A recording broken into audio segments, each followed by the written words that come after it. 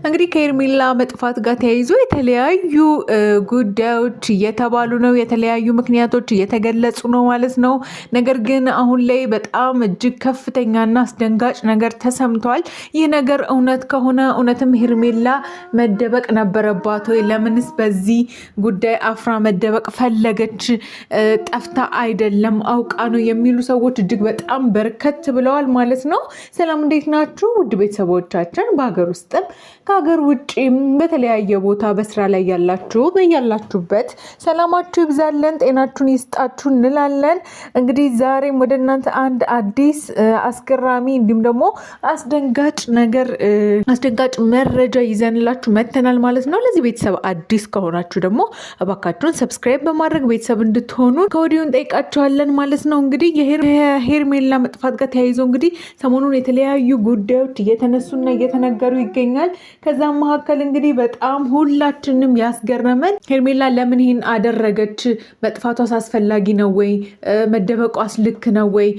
በአብርሃም በቤተሰቦቿ በተለያዩ ሰዎች በኩል እንግዲህ ጠፍታለች ተብሎ እየተፈለገች ይገኛል። ነገር ግን ሄርሜላ አልጠፋችም፣ አውቃ ነው ያለችበትን ቦታ ሁሉ አውቃለሁ የሚል ሰው መጥቷል ማለት ነው። ይህ ነገር እንዴት ሊሆን ቻለ? ሄርሜላስ ለምን እንደዚህ ማድረግ አስፈለጋት? ለምንድን ነው የሆነችውን ነገር መጋፈጥ ያልፈለገችው? ፊት ለፊት ላይ ሆና ነገሮችን ማስተካከል ያልፈለገችው ለምንድን ነው የሚለው ነገር እንግዲህ የአብዛኞቻችን ጥያቄ ሆኗል ማለት ነው። ነገር ግን እንግዲህ ይህ ሰው እንደገለጸው እንግዲህ ታማኝ የቤተሰብ የቅርብ ሰው ነኝ ያለ ሰው ነው እንግዲህ ይህንን ነገር ሲል የነበረው።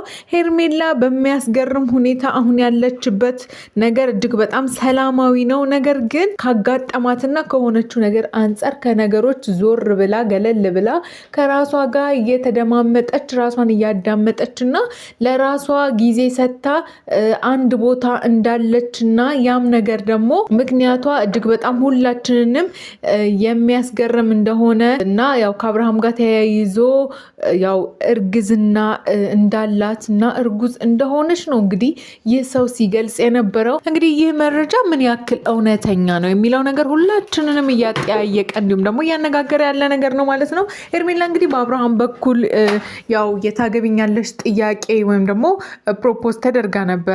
ቀለበት አስሮላታል አይተናል። ነገር ግን ያው በአብርሃምና ዙሪያው ባለው ነገር እጅግ በጣም ሰላማዊ ያልሆነ በጣም ከባድ የሆነ መወቃቀስ ረብሻ ላይ እንደሆኑ ሁላችንም እናውቃለን። በሩታም በኩል ያለው ግፊት እንዲሁም ደግሞ በአብርሃም ቤተሰቦች በኩል በኤፍሬም በኩል እንግዲህ በአብርሃም ወንድም በኩል በኤፍሬም በኩል ያለውን ጫና እናውቃለን። ከሄርሜላ ጋር መሆን አትችልም፣ ምክንያቱም አንተ ትዳር ያለክ ሰው ነህ፣ ልጅ ያለክ ሰው ነህ፣ ብትበትንም ትዳርህን ትክክለኛ ያልሆነ መንገድ ላይ ነህ። ስለዚህ እንዴት እንደዚህ ታደርጋለህ በማለት እንግዲህ ከሄርሜላ በኩል ያለውንም ግንኙነት እንደማይወደው ገልጾለት ነበረ። እንግዲህ በሩታ በኩልም እንደምናውቀው ከአብርሃም ጋር ያላትን ነገር ለማስተካከል አብረው መሆን እንዲችሉ በጣም ብዙ መስዋዕትነቶችን በጣም ብዙ ነገሮችን ስትከፍል ስታደርግ ነበረ። የልጅ አባት ነው፣ ከኔ ጋር ነው መሆን ያለበት፣ እኔ ወደዋለሁ፣ አከብረዋለሁ። ያው ነገሮች ላይ ትዳር ላይ ለመስማማት ይኖራል። ያንን ነገር ተረጋግተን መፍታት ስንችል ነው እንግዲህ እሱ ባላስፈላጊ ነገር ተታሎ ወደ ሄርሜላ የሄደው የሚል እንግዲህ ብዙ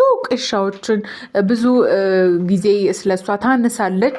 ነገር ግን ከሰሞኑ እንግዲህ እንዳየነ ሁላችንም ነገሮችን ለማስተካከል ሰላም ለማውረድ ስትጥር ስትለፋ ነገሮችን ስታስተካክል ይቅርታ ስትጠይቅ ሁላችንም አይተናል።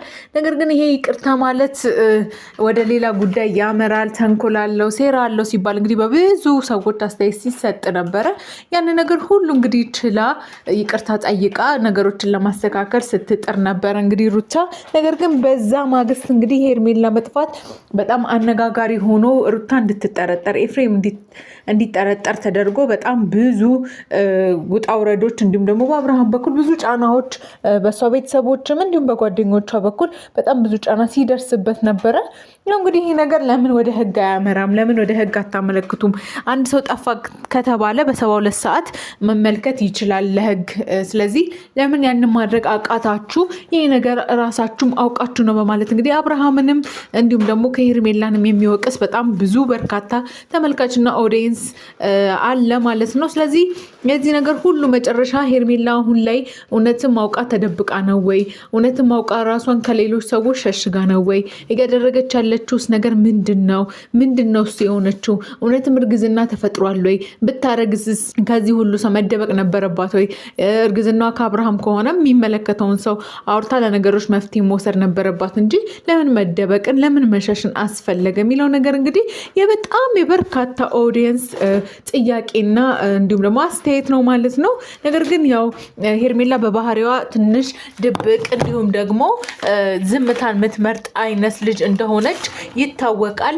እንግዲህ ሜቢ አንዳንዴ ከባህሪያችን ጋር ተያይዞ የተለያዩ ሁነቶች ሰው ላይ ሊደረግ ይችላል። ስለዚህ አሁንም ራሷን እያዳመጠች ለራሷ ችግሮችን ፈታ መፍትሄ ይዛ ለራሷ ለመምጣት ሌሎችን ሰዎች ላለማስቸገር ይሆናል የሚልም እንግዲህ ሌሎች አስተያየቶች ይነሳሉ ማለት ነው። በሌላ በኩል ደግሞ ይሄ ነገር መፈጠሩ አብርሃምን ደስ ስለማያሰኘው ውሳኔዋን ራሷ ልትወስን ፈልጋ ነው ከአብርሃምም የተደበቀችው እንጂ የሚወዳት የሚያፈቅራት የሚያከብራት ሰው እንዴት ከሱ ተሸሽጋ ለመቀመጥና ለመሆን ፈለገች የሚለውም ነገር እንግዲህ በተለያየ ሰዎች እየተነሳ ይገኛል ማለት ነው። ውድ ቤተሰቦቻችን እኛም ይሄ ነገር አስገርሞን አስደንቆ እንዲሁም ደግሞ ሄርሜላ እንዴት እንደዚህ አይነት ነገርን በራሷ ላይ ታደርጋለች አሁንም ለማመን የሚከብድ ነገር ነው።